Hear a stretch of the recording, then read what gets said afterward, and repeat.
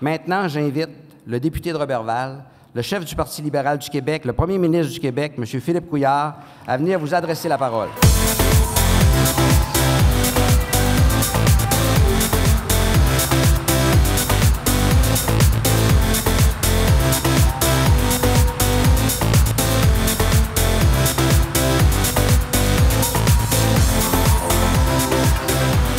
Bonjour tout le monde. Bonjour, bonjour, bonjour. Quel plaisir de vous retrouver aujourd'hui. On va avoir tout un conseil général. Je vais remercier Gilbert Grimard, notre président, féliciter et remercier Jonathan Marleau pour sa nomination à la tête de la commission jeunesse qui a eu tant d'importance dans l'histoire du Québec et de notre formation politique. Les membres de la commission politique, des commissions permanentes qui sont ici, toutes les délégations, bien sûr, Laurent, qui nous accueillent de façon très éloquente, vous l'avez vu, mes collègues de l'Assemblée nationale et surtout vous, chers militants et militantes du Parti libéral du Québec.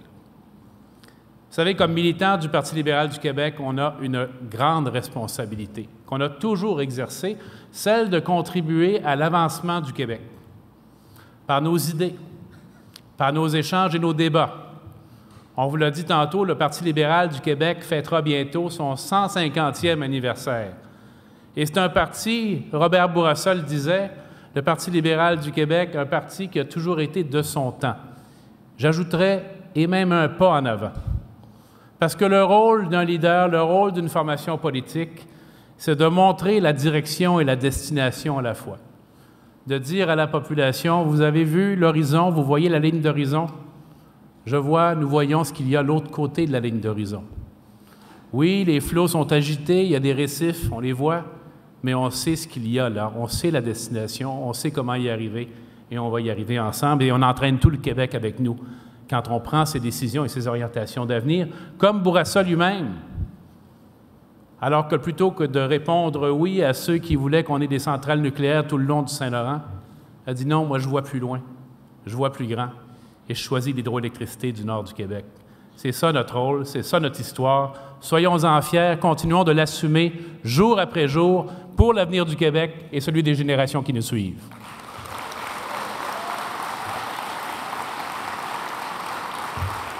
Et pourquoi avons-nous réussi à conserver cette avance sur les époques?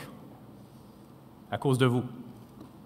À cause de vous, les militants et les militantes. Vous êtes le carburant, vous êtes l'énergie de notre parti. C'est vous qui avez contribué à rendre le Québec plus prospère, plus juste et plus ouvert. Et c'est à votre tour, cette fin de semaine, d'écrire un nouveau chapitre, de faire comme les gens qui vous ont précédés, de contribuer à proposer des solutions aux défis que notre population doit relever, les défis d'aujourd'hui, mais en voyant ceux de demain également, sans mettre de lunettes roses, dans le respect des opinions et à la lumière de l'ensemble de nos valeurs libérales. Et c'est là-dessus qu'il faut s'appuyer. Chacune d'entre vous et d'entre nous est engagé en politique. Posons-nous souvent la question, pourquoi suis-je en politique? Pourquoi est-ce que je m'engage comme militant? Pourquoi est-ce que je me présente à une investiture pour être candidat libéral? Pourquoi est-ce que je suis député à l'Assemblée nationale du Québec? Pourquoi je suis chef du Parti libéral du Québec? Pourquoi j'exerce les fonctions de premier ministre? Non pas pour des titres ou pour la fonction, mais pour des valeurs profondes et une raison qui dépasse mon existence, votre existence, notre époque, qui nous amène plus loin vers les prochaines générations. Moi, je suis revenu en politique pour des raisons très simples. La première de celles-ci, c'est de transmettre aux jeunes ce que nous avons eu, plus de liberté de choix. Le Québec se libère de ses chaînes, on a entendu, les budgets équilibrés, ça sert à ça, c'est pas juste des chiffres. Ça nous permet d'avoir le goût d'avancer plus loin. Mais ce n'est pas juste une question comptable, une question de finances. Redonnons-nous le goût de rêver. Je veux que les jeunes qui sont ici et leurs enfants retrouvent le goût qu'on a eu de rêver parce qu'on savait que c'était possible, qu'on savait que l'État du Québec était en croissance, que l'État du Québec était capable de nous aider à aller jusqu'au bout de nos rêves. Moi, je me souviens. Puis je n'ai même pas besoin de fermer les yeux, je le vois en vous parlant. Je vois encore une des premières rames de métro dans la station Laurier à Montréal, rentrer en gare. On était donc fiers. Un des plus beaux métros au monde. Je vois encore les travaux de construction de l'Expo 67, l'année où on s'est ouvert au monde. Je le vois encore, les pavillons thématiques qui sortaient des îles du Saint-Laurent. Je vois encore mes compagnons, mes amis, qui allaient travailler des bonnes jobs d'été à Bay James. 1500 $ pour un été de travail. C'était quelque chose. Ça permettait de faire une année complète aux études, puis de se payer des petites douceurs. Mais je veux que ce soit encore le cas pour vous, les jeunes, et pour les autres générations également. Et vous savez quoi? C'est en train d'arriver. C'est déjà en train d'arriver. Lorsque je vois qu'on est capable, parce qu'on a eu l'audace, parce qu'on aurait pu rester assis et ne pas le faire, parce qu'on a eu l'audace, la créativité et le courage, disons-le franchement, le courage, de faire une entente unique avec la Caisse de dépôt et de placement du Québec, qui va permettre à Montréal, notre métropole, d'avoir un des plus beaux systèmes de trains électriques au monde. C'est ça la vision, c'est ça le rêve.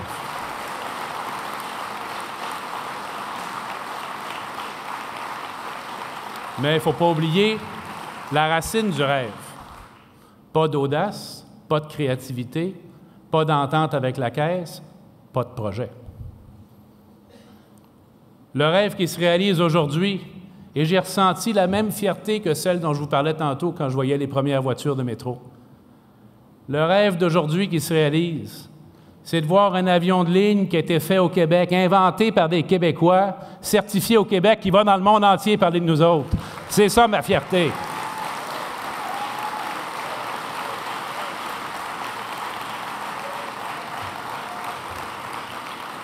Et le gouvernement du Québec a toujours été aux côtés de Bombardier. Mais là, on était là au moment où ça comptait. L'amitié, le soutien, c'est là que ça se teste.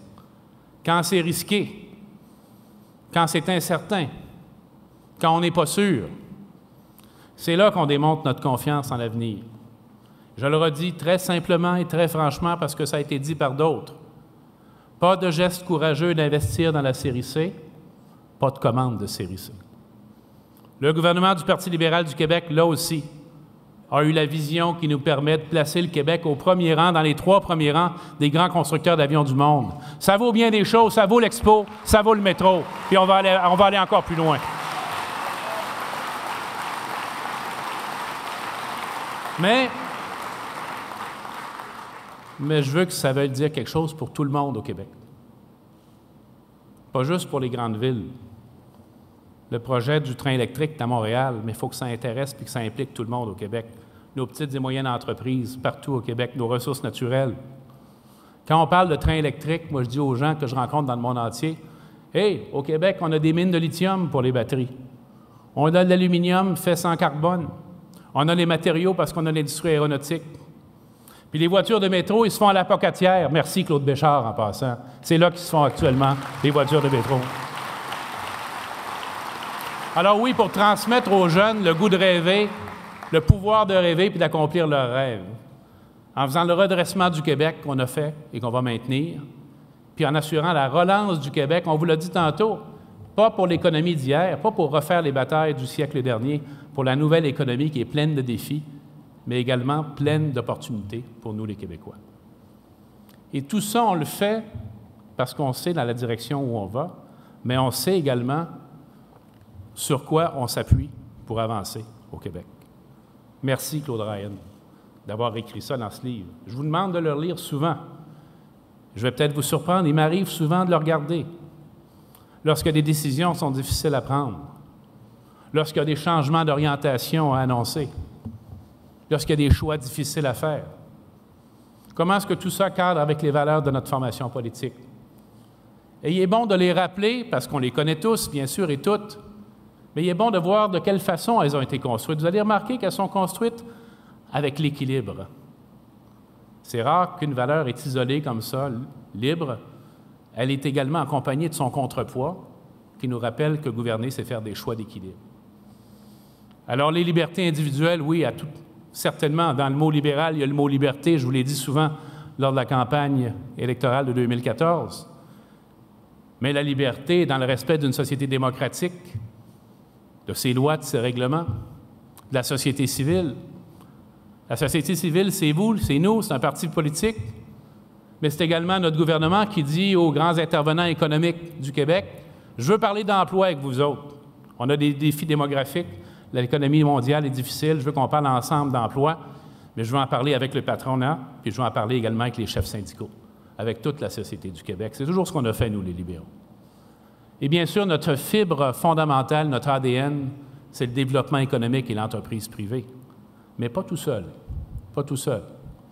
Le développement économique et l'entreprise privée qui assure l'équité et qui assure la justice sociale. Ça, c'est un développement économique durable. C'est le développement économique du Parti libéral du Québec et c'est ce qu'on va continuer à assurer.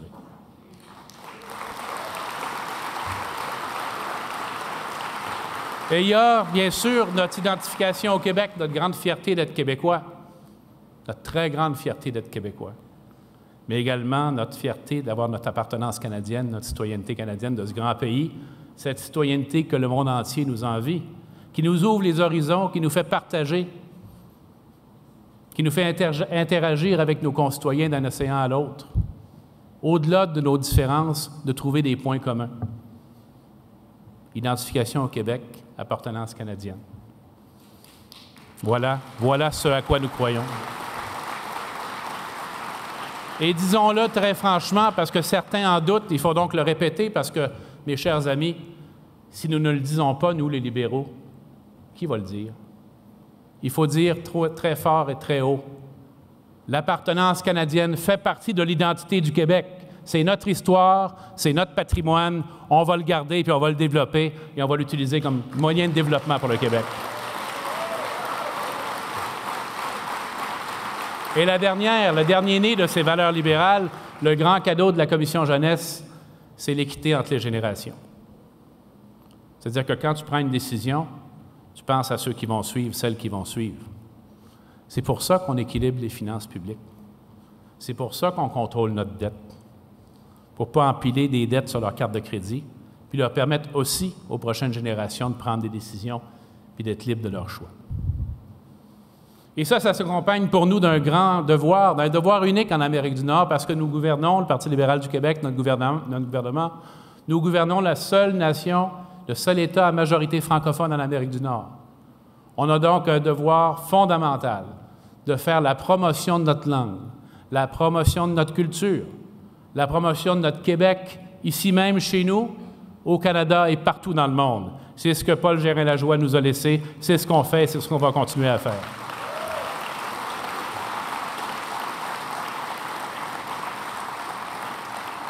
Alors, ces valeurs, elles nous guident, mais remarquez bien encore comment elles sont bâties. On ne peut pas dire « je vais prendre cette position parce qu'il y a cette valeur qui me permet de la prendre », celle-là, celle que je pointe du doigt. C'est l'ensemble des valeurs qui doit nous éclairer. C'est lorsqu'on parle de démocratie, parler de la société civile. C'est lorsqu'on parle de démocratie et de croissance économique, parler de justice sociale. C'est lorsqu'on parle du nationalisme québécois, de la fierté d'être québécois, parler de l'appartenance canadienne. C'est un tout. Et la bonne nouvelle, mes chers amis, la bonne nouvelle, malgré ce que disent nos adversaires, c'est que ces valeurs rejoignent encore une grande majorité de Québécoises et de Québécois, hier, aujourd'hui et demain.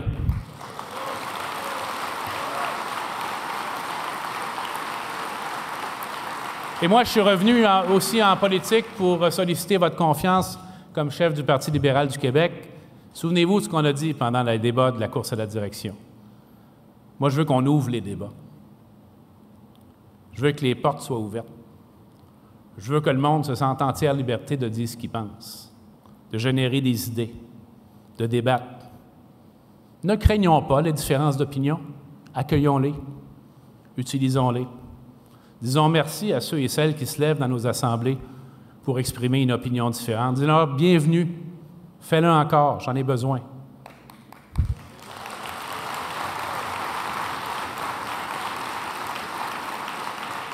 C'est ça un parti politique. C'est à ça que ça sert, mes chers amis. Alors, réjouissons-nous d'avoir entre nous de bons débats, mais des débats toujours marqués par nos valeurs libérales. Des débats toujours suivis du ralliement, lorsque nous établissons en nous un consensus qui nous permet d'aller plus loin et de nous sentir plus forts. Meilleur exemple de ça, c'est l'élection de 2014 et notre programme électoral. Pourquoi croyez-vous que ces engagements sont en train d'être remplis en grande majorité? Pourquoi? Parce qu'ils étaient solides. Pourquoi étaient-ils solides? Souvenez-vous comment on a fait le programme électoral. On a dit on va former des groupes avec des militants, des commissions politiques régionales, des militants des comtés, avec nos députés de l'aile parlementaire, puis avec nos équipes de la permanence. Et toujours avec des membres de la commission jeunesse, pour chaque thème. Donc, on était arrivé devant l'électorat avec des engagements qui étaient concrets, qui étaient précis, qui parlaient des vraies affaires. Souvenez-vous de notre slogan? Quand moi, je faisais le tour du Québec puis j'allais voir les PME, ils me disaient, nous, on est étouffés par la paperasse. On paye trop d'impôts sur la masse salariale. On a de la misère à exporter. Tout ça, c'est ce qu'on est en train de faire parce qu'ils nous ont dit ça, parce qu'on les a écoutés, et parce qu'on a débattu entre nous de la bonne façon de faire un programme électoral. Ça doit venir de la base, pas du haut vers le bas, de la base vers le haut, et c'est ça qui nous rend plus forts et plus unis. Et puis la bonne nouvelle, mes chers amis, c'est qu'on va commencer maintenant à se mettre au travail. On est en 2016, 2018 n'est pas loin. Il faut qu'on commence à se mettre dans l'idée qu'il faut qu'on commence à travailler en direction de 2018 avec le même esprit de participation, la même consultation, le même accueil aux idées, de façon à avoir un programme électoral au moins aussi enthousiasmant en 2018 qu'il l'était en 2014. Parce que, oui, on va dire aux Québécois en 2018, regardez, nous avons fait ce que nous avions dit que nous ferions. Mais ils vont vouloir nous y réélire parce que nous allons leur montrer le chemin pour les 4 années prochaines, les 4 années suivantes. Donc, ça nous prendra un projet renouvelé, un projet dans la continuité, un projet, encore une fois, ancré dans nos valeurs libérales, mais un projet qui les rassemble et les réunit. Donc, on a commencé à travailler. Et on ouvre le débat et on ouvre les conversations en dehors de notre parti politique. Il y a quelqu'un, quand j'ai commencé mes activités comme chef du parti, qui m'a dit, et c'est toujours resté dans mon esprit, vous devez apprendre à sortir de votre zone de confort. Vous devez réapprendre à être en contact avec des opinions et des catégories de l'opinion publique et de la société dont peut-être, au fil des années, vous vous êtes éloigné. C'est la raison pour laquelle on a créé le Forum des idées. Le Forum des idées où on invite tout le monde. Lorsque j'en parle à mes collègues de l'Assemblée nationale, des autres formations politiques, je leur dis, vous êtes bienvenus. Vous pouvez venir participer au débat. On a des experts, on a des conférenciers qui viennent de tous les horizons, de partout sur la planète. Et c'est comme ça qu'on va échanger de façon véritablement non partisane. On est partisans ici, on est entre nous, c'est notre formation politique. Mais il faut s'ouvrir, réfléchir, échanger, comprendre, apprendre, s'inspirer de ce qui se fait de mieux partout. Ça va nous permettre de penser à la prochaine époque, cette nouvelle économie qui est devant nous, la 4e révolution industrielle. Quelle belle expression, mais pleine de défis. Des défis, mais également beaucoup d'opportunités pour nous les Québécois. Il y a ceux qui demandent, bien, ce Forum des idées-là, finalement, qu'est-ce que ça a donné? Bien, moi, je vais vous le dire. On a parlé, la première fois, on a parlé d'économie et d'innovation. Vous avez entendu tout ce qu'on est en train de faire sur l'innovation. Ensuite, on a parlé de numérique. Dominique va nous présenter la stratégie numérique. On a parlé d'éducation. Et là, je veux prendre un instant pour vous féliciter. Je suis grandement impressionné par la qualité de la résolution cadre sur l'éducation que vous avez rassemblée. C'est vraiment formidable.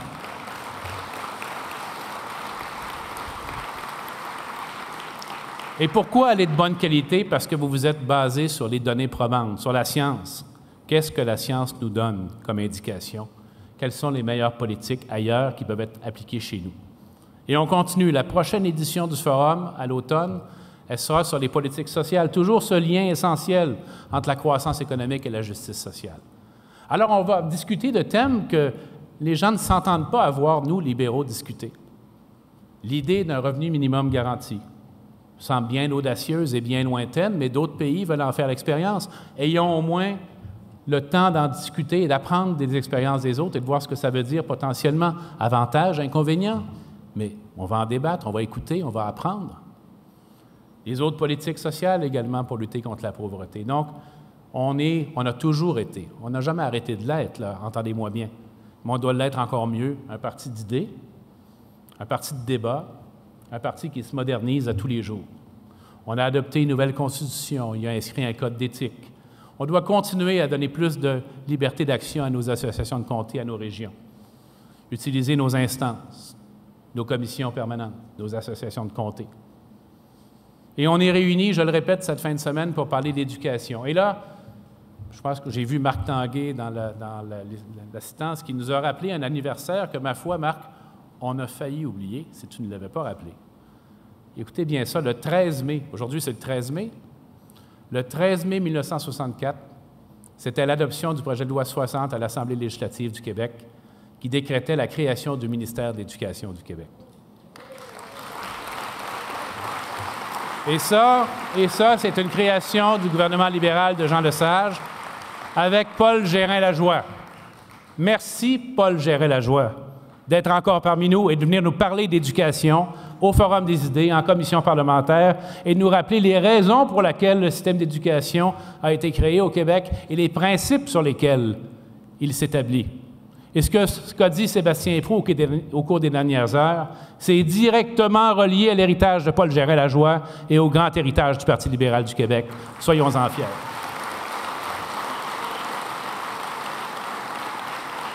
Mes chers amis, le Québec, maintenant, il a les moyens. Il a retrouvé les moyens de faire de l'éducation une priorité nationale. Notre grand projet de société, puis c'est le Parti libéral du Québec qui va le réaliser. Vous le savez, j'ai été ministre de la Santé. C'est important, la santé. C'est un service public absolument essentiel. Les gens souffrent, sont malades, ont besoin d'être aidés. Mais ce qui va assurer notre avenir, ce qui est notre véritable projet commun, c'est l'éducation. Soyons encore comme nous l'avons été en 1964. Soyons encore le Parti de l'éducation, le gouvernement de l'éducation. Moi, je vais être le premier ministre de l'Éducation, puis amener la jeunesse vers l'avenir.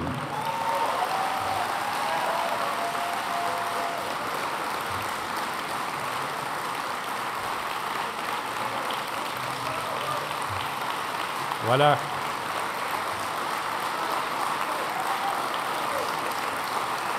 Et on va y arriver. On va y arriver, mes chers amis. On va y arriver parce qu'on va être ensemble.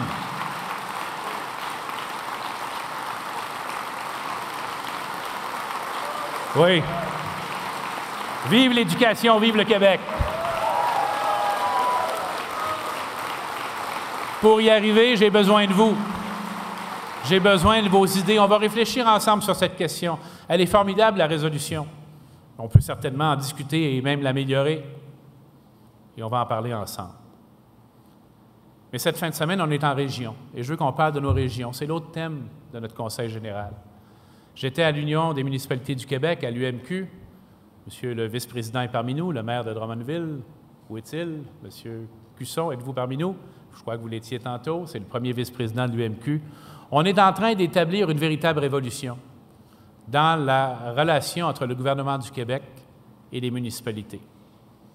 Cette vieille expression qui nous amène à d'autres types de souvenirs, les fameuses créatures du gouvernement, les municipalités, c'est plus le 21e siècle. C'est des gouvernements de proximité qui ont besoin d'autonomie pour prendre des décisions en contact avec leurs concitoyens. Moins de reddition de comptes et de paperasse, c'est facile, le principe est simple. Moi, j'ai confiance dans nos élus. J'ai confiance dans les élus municipaux. J'ai confiance dans les régions. Et on va bâtir ça avec eux pour Montréal, oui, pour Québec, notre métropole, notre capitale, mais également pour toutes les régions, dans une relation, encore une fois, complètement renouvelée. Mais n'oublions jamais que chaque région a sa spécificité. Chacune est particulière, et j'aime chaque région du Québec. On est ici dans une région très, très prospère. Taux de chômage bas, l'entreprise qui cherche des travailleurs, un incubateur, on vous en a parlé tantôt, absolument extraordinaire, enthousiasmant des jeunes entrepreneurs qui font des produits qui ont été créés dans des entreprises littéralement créées à partir de presque rien, rendus possibles par le soutien du milieu. Mais quand je vois ça, j'ai beaucoup d'admiration pour les gens du centre du Québec. Mais quand je vois ça, je me dis, je veux que ce soit comme ça partout. Parce qu'il y a des régions pour lesquelles c'est plus difficile.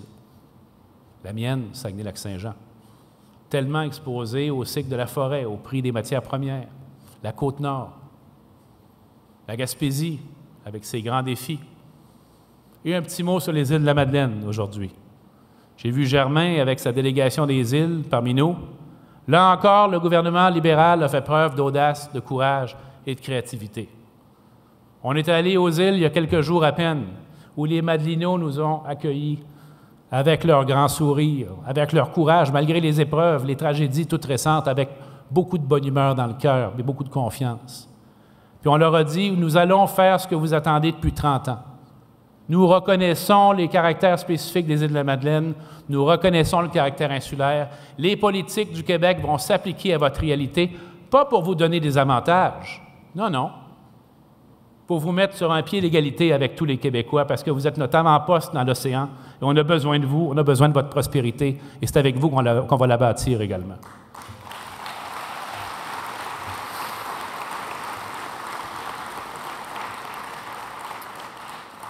Alors oui, cette idée de donner aux élus régionaux la responsabilité du développement économique, vous vous souvenez, quand on l'a fait, ça a brassé.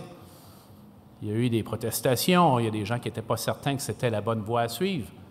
Et moi, je me promène partout au Québec, encore dans les régions, et souvent, on me dit, comme ça a été le cas récemment, vous savez, c'était une très, très bonne idée, de nous donner à nous les outils, les élus, les outils pour décider nous-mêmes des priorités de développement. Et c'est l'Hystério qui va continuer à bâtir cette relation de confiance, à s'assurer que chaque région a les outils pour prendre ses priorités, ses réalités et les adapter à leur milieu. Et là, encore une fois, parce qu'on va parler de région, on a besoin de vos idées.